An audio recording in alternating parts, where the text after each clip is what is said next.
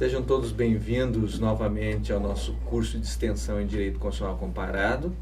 Nós continuaremos nessa aula a análise da matriz constitucional francesa, que nós iniciamos na aula anterior, na qual nós examinamos alguns aspectos relativos às várias constituições que existiram no Estado francês desde a Revolução Francesa, os vários ciclos constitucionais, as características gerais de algumas dessas constituições, e na qual nós examinamos os direitos, liberdades e garantias fundamentais dessa matriz constitucional, com base especialmente na Declaração dos Direitos do Homem e do Cidadão de 1789, que, como nós veremos nessa aula, faz parte integrante do bloco de constitucionalidade segundo decisão importante proferida pelo Conselho Constitucional francês. Então, é como se fosse uma parte integrante da atual Constituição vigente, que nós passamos a examinar e estudar exatamente a partir dessa aula, que é a Constituição da Quinta República, a Constituição de 1958.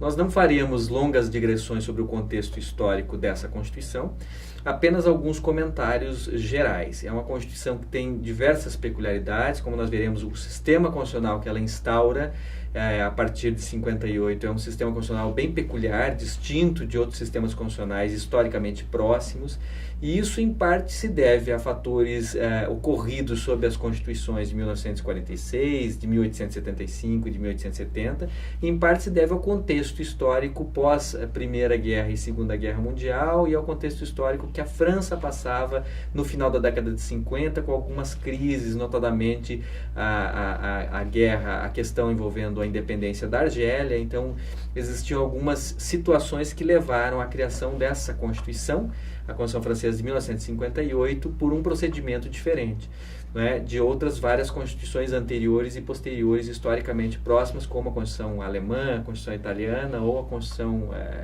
outras constituições mais ou menos do mesmo período, né? Então, essa Constituição, diferente de outras constituições próximas, ela é uma Constituição que é outorgada e não aprovada ou promulgada, não aprovada por um órgão como uma Assembleia ou uma Convenção Constituinte. Ela é outorgada por Charles de Gaulle, né, pelo general Charles de Gaulle, uma figura que teve um grande protagonismo na história política francesa, como todos sabem, e que naquele momento, exatamente para combater a crise da Argélia, contava com plenos poderes, né, recebeu uma outorga de plenos poderes e, inclusive, a competência para outorgar uma Constituição, não é, uma nova Constituição em substituição à Constituição francesa até então vigente de 1946, embora essa Constituição tenha depois sido submetida a uma aprovação popular, a uma consulta popular, que acabou convalidando ou reforçando esse caráter, seu caráter democrático, tendo em vista essa origem distinta, né, essa origem peculiar dessa Constituição. Ela foi aprovada em referendo, então, em 28 de setembro de 1958 e entrou em vigor a partir de 5 de outubro do mesmo ano, né, sendo desde então a Constituição francesa a atual, né, essa que rege a República Francesa até hoje. Outro aspecto importante para compreender essa Constituição é relembrar o que nós já mencionamos na aula passada, das tentativas, né, malfadadas ou mal sucedidas de introdução do parlamentarismo, né, tanto sob a Constituição de 1870, quanto sob a de 1875, quanto sob a de 1946, a Constituição da Quarta República, né? Como nós vimos, o sistema parlamentarista ele não funcionou muito bem no sistema francês em função de diversos fatores, especialmente em função da estrutura pluripartidária, né, da República Francesa, do sistema político francês, que gerava governos de difícil formação e difícil manutenção, né, governos baseados em coalizões frágeis e que caíam com frequência, né, o que gerava transtornos bastante grandes, né?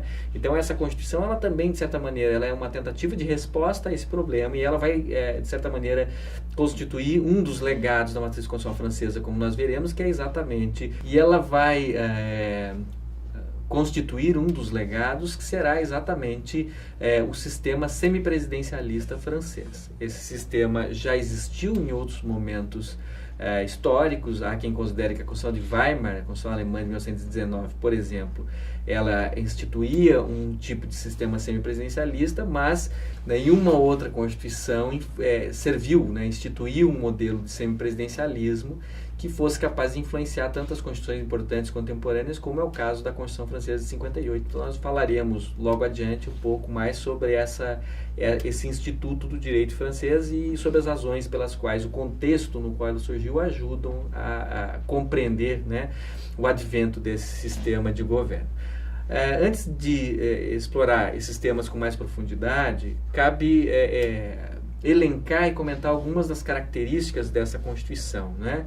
Ela é uma Constituição, à semelhança da Constituição norte-americana e diferentemente da Constituição britânica, é uma Constituição rígida, né? Ela possui, como nós veremos, um procedimento, ou na verdade 2 procedimentos agravados, mais difíceis do que o procedimento legislativo ordinário para sua alteração, né? Então isso coloca ela junto com a Constituição norte-americana e junto com outras constituições posteriores no rol das constituições atuais, né? Diferente da Constituição britânica, que tem uma característica diferente, né? Então é uma Constituição rígida, cuja modificação é mais difícil.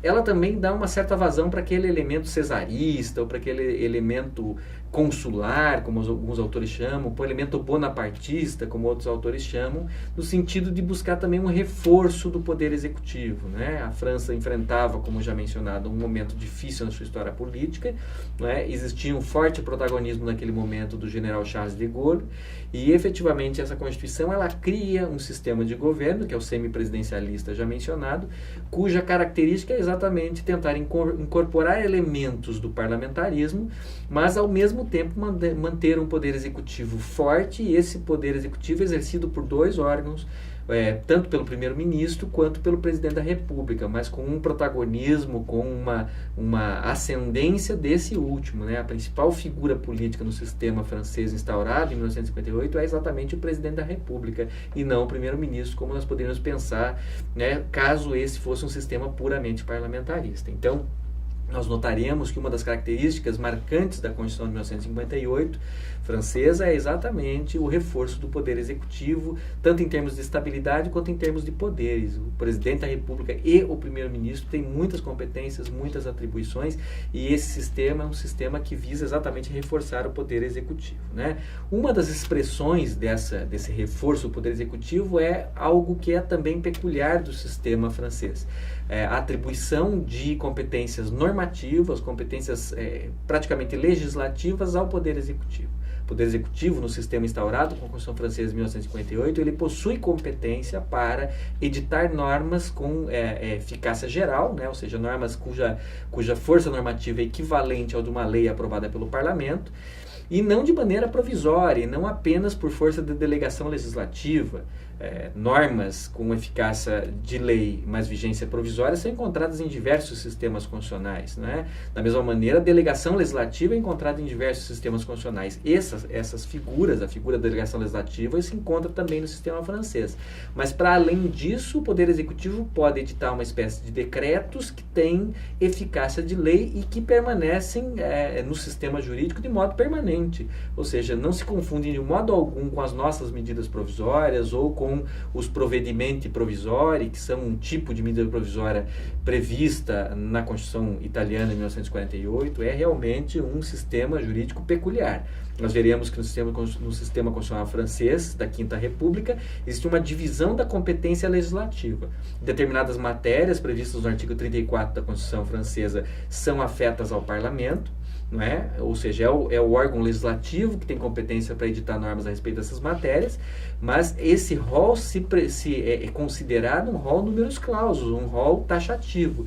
Todas as matérias que ali não se encontram presentes, que são chamadas matérias do domínio da legislação, ou do domínio legislativo, né, são matérias do domínio do regulamento, do domínio executivo, ou seja, são matérias de um campo que é privativo e reservado para o Poder Executivo regular através de atos equivalentes aos decretos-lei, não é, em outros sistemas. Então, efetivamente, é um sistema diferente nesse sentido. Nós poderíamos dizer que as competências legislativas são taxativas no que diz respeito aos órgãos do Poder Legislativo, e todas as competências remanescentes são competências do Poder Executivo. Nós veremos isso, faremos menção a isso logo em seguida. Além desse aspecto, nós temos também o já mencionado semipresidencialismo. É um sistema de governo que tenta ser uma espécie de meio termo entre o presidencialismo e o parlamentarismo. Nós poderíamos presumir que esse sistema tenta incorporar os benefícios da responsabilidade política parlamentar, né, tanto do gabinete quanto do próprio órgão legislativo, ao mesmo tempo em que tenta evitar os seus defeitos, principalmente a questão da instabilidade que por vezes acompanha o sistema parlamentarista, como ocorreu na experiência francesa sob constituições anteriores, né? Então ele visa incorporar os benefícios dessa responsabilidade política, mas ao mesmo tempo evitar os seus efeitos colaterais, que seriam uma certa instabilidade, né? E para isso se socorrem de um modelo quase presidencialista para, amalgamando esses elementos de presidencialismo e parlamentarismo, criar um sistema que é denominado normalmente semipresidencialista, ou que em alguns lugares, como em Portugal, são chamados de parlamentar presidencialistas, mas que efetivamente me parece que a expressão mais difundida é a ideia de semipresidencialismo. Esse modelo é fruto de um procedimento que muitos autores já chamavam a atenção, que é um processo de racionalização do parlamentarismo.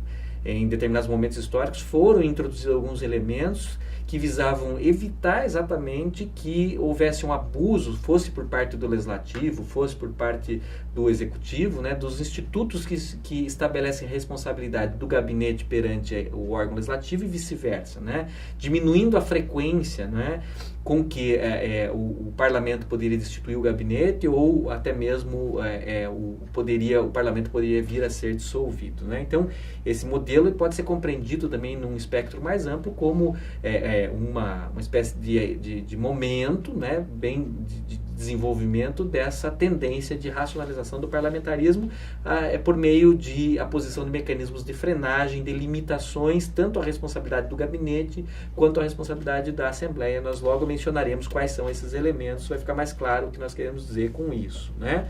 Outro traço característico importante dessa matriz constitucional é que ela é historicamente infensa ao controle judicial de constitucionalidade, por vários fatores históricos, fatores ideológicos, né? De um ponto de vista ideológico, Rousseau compreende que a lei, sendo expressão da vontade geral, não poderia ser limitada pelo Poder Judiciário. De um ponto de vista histórico, a prática dos parlamentos, que eram órgãos judiciais do antigo regime, de registrar e eventualmente recusar o registro e aplicação de leis, né, chamada droit de remontrance, ela era mal vista pelos revolucionários. Então, logo após a Revolução, se introduziram normas que obrigam o judiciário a aplicar estritamente as leis. Não por acaso a escola da exegese se desenvolveu na França, não é?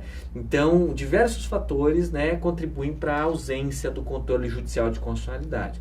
Mas, de qualquer maneira, um sistema de constituição rígida que não tenha nenhum mecanismo de controle de constitucionalidade é um sistema que não vai conseguir assegurar a observância efetiva dessa Constituição. Então, a solução encontrada aqui sob a Constituição de 1958 é exatamente instaurar um sistema de controle de constitucionalidade, mas não um sistema judicial, um sistema político que é exercido por um órgão denominado Conselho Constitucional, cuja estrutura básica nós examinaremos e cujo modo de realização desse controle de constitucionalidade nós também examinaremos. Então, esse é outro traço importante, outro traço característico dessa matriz constitucional. Ainda, o contencioso administrativo também é uma característica, né? Significa essencialmente que litígios envolvendo a administração pública são resolvidos por tribunais administrativos, cujo órgão de cúpula é o Conselho de Estado, e essas decisões não são passíveis de revisão judicial.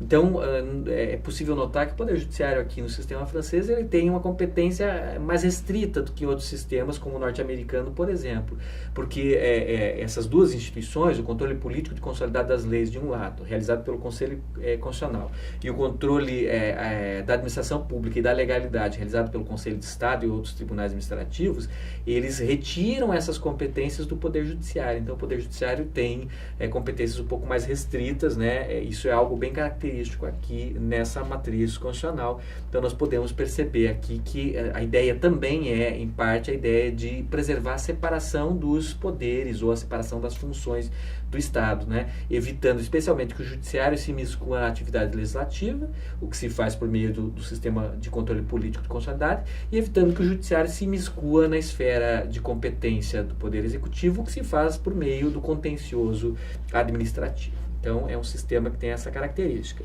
Por fim, o plebiscitarismo, nós já vimos que é um traço característico, historicamente, do direito constitucional francês. E isso faz com que alguns atos sejam insuscetíveis de controle de constitucionalidade, sejam imunes ao controle de constitucionalidade. É exatamente o caso de leis aprovadas ou ratificadas por consulta popular, que se presumem, se consideram, né, imunizadas ao controle de constitucionalidade. É como se, na tensão entre o princípio democrático e o princípio da constitucionalidade, o sistema francês, nesse ponto, se curvasse ao princípio democrático, né, evitando, portanto, o controle de constitucionalidade dessas normas. Então, essas são algumas características gerais desse sistema que nos ajudam a compreender as suas peculiaridades. Com relação, agora, analisando com um pouco mais de detalhe essas características gerais que nós mencionamos, né, a Constituição francesa, como dito, é uma Constituição rígida. A revisão constitucional está prevista nessa Constituição por dois procedimentos que são alternativos. Ambos são possíveis, né?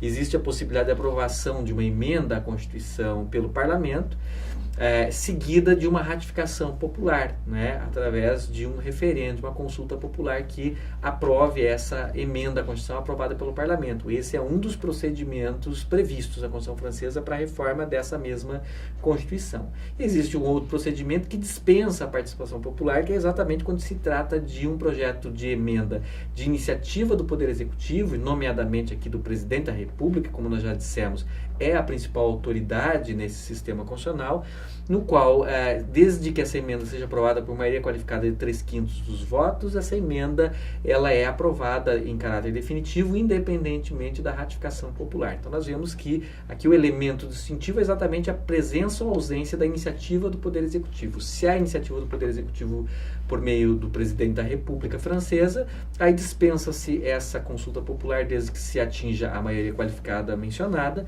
e caso não haja, caso seja uma proposta de emenda oriunda do Legislativo, né, o Legislativo aprova, mas se faz necessária, portanto, essa ratificação popular. Então, é uma característica clara, que deixa claro para nós que essa Constituição é uma Constituição rígida, sem sombra de dúvidas, do ponto de vista formal, né?